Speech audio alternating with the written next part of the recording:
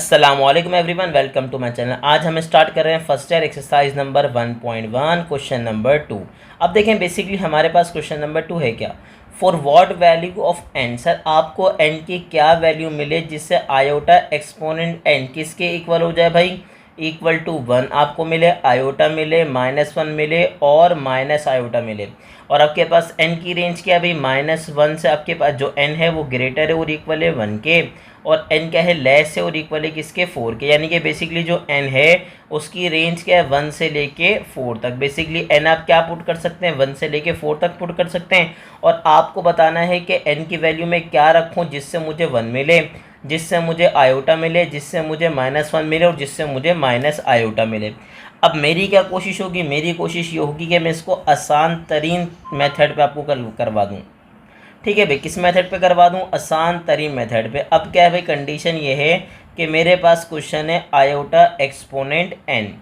अब स्टार्ट करने से पहले मैं चीज़ों को सिंपल रखूं, कोशिश करूंगा, आपको बताऊंगा कि आयोटा की वैल्यू क्या होती है। सबसे पहले तो ये बताइए, √-1। अब मुझे बताएं आयोटा स्क्वायर किसके बराबर होगा। ये भी आपको पता होगा बच्चों के, आयोटा स्क्वायर किसके बराबर होता है, -1 के।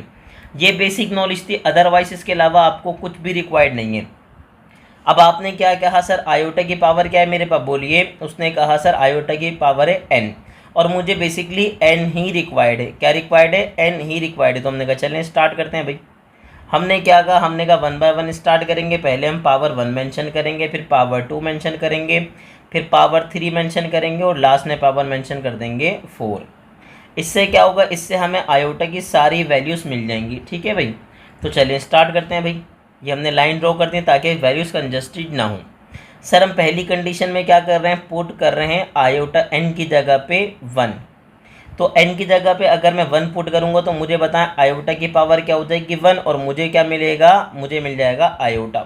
अब क्या मिल गया, मुझे आयोटा मिल गया, लेकिन n की किस पावर पे मुझे आयोटा मिला, मुझे ये बता दीजिए। उसने कहा सर n की पावर 1 पे। ठीक है, चलें आगे बढ़िए। अब उसने कहा सर इसी तरह मैं क्या पुट कर दूंगा, जैसे मैंने 1 पुट किया बिल्कुल एज इट इज पुट कर दूंगा मैं n की जगह पे 2। अब n की जगह 2 रख के देखिए, तो मुझे बताइए आयोटा का स्क्वायर किसके बराबर है। उसने कहा सर -1 के। इसका मतलब ये कि मुझे -1 भी मिल गया, लेकिन कब मिला, जब मैंने n की पावर क्या रखी, 2। अब उसने क्या कहा, उसने कहा सर अब पुट कर रहा हूँ मैं n की जगह पे 3। n की जगह क्या पुट कर रहा हूँ, 3 पुट कर रहा हूँ। तो चलें पुट करवाइए भाई। उसने कहा सर n की जगह 3 पुट करूँगा। अब आयोटा क्यूब, तो आयोटा क्यूब तो हमारे बच्चे को नहीं पता, लेकिन उसको ये पता है कि आयोटा क्यूब को सर आप 2 हिस्सों में ब्रेक कर सकते हैं, एक पावर 2 में और एक पावर 1 में। हमने क्या किया, पावर 3 थी तो हमने पावर 3 को ब्रेक कर दिया, स्क्वायर साइड पे कर दिया, और एक आयोटा कहाँ मेंशन कर दिया, साइड पे। सर क्यों, सर याद रखिएगा बेसिस सेम और मल्टीप्लाई हो तो पावर प्लस होंगी, 2 और 1 दोबारा क्या बन जाएगा, 3। अब मुझे ये याद है कि सर आपके पास आयोटा स्क्वायर किसके बराबर होता है। उसने कहा सर -1 के, साथ में क्या आयोटा। अब आयोटा 1 जा तो आयोटा आ जाएगा, साथ में मेरे पास क्या आ जाएगा, माइनस। इसका मतलब ये कि मुझे माइनस आयोटा भी मिल गया, लेकिन कब मिला, जब n की जगह मैंने क्या प्लेस किया, 3। अच्छा एक बात तो ये, दूसरी बात ये खैर आपको याद भी अब हो जाना चाहिए कि आयोटा क्यूब किसके बराबर होता है, माइनस आयोटा के।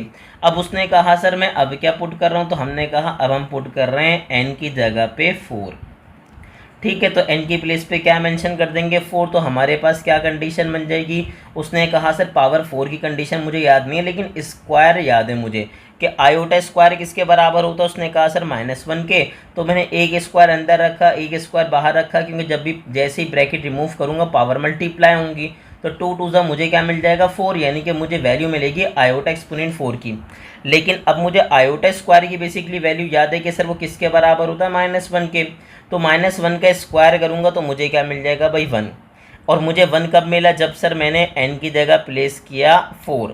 तो अब तो हमने ये सारी वैल्यूज़ निकाली, लेकिन सवाल क्या पूछा गया था ये बताइए। उसने कहा सर सवाल पूछा था कि n की जगह मैं क्या रखूँ कि मुझे क्या मिल जाए, 1। तो मुझे बताएं 1 कब मिला, सर कब मिला, जब n की जगह हमने रखा 4। ठीक है सर, बताएं n की जगह मैं क्या रखूँ कि मुझे आयोटा मिल जाए। तो आयोटा कब मिला, जब सर मैंने क्या रखा, n की जगह पे 1।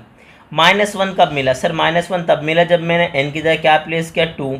और माइनस आयोटा लास्ट में मिले, लेकिन n की जगह तब क्या रखा मैंने, 3। इसका मतलब ये जो मुझे n रिक्वायर्ड था मैंने मेंशन कर दिया, सर 1 मिलेगा तब जब मैं क्या प्लेस कर दूंगा, पावर 4। ठीक है, मुझे क्या मिलेगा, उसने कहा सर 1 के बाद मुझे आयोटा मिलेगा, लेकिन आयोटा कब मिलेगा, जब मैं n की जगह रखूँगा 1। उसके बाद -1 मिलेगा, लेकिन तब मिलेगा जब मैं n की जगह रखूँगा 2, और माइनस आयोटा मिलेगा जब मैं n की जगह क्या रख दूँगा 3। तो जो मुझे n रिक्वायर्ड था बेसिकली वो क्या हो गया 4 1 2 3।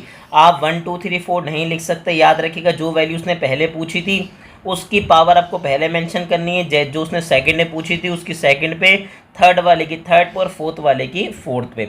तो बेसिकली यही कितना आसान क्वेश्चन था, बहुत आसान क्वेश्चन था।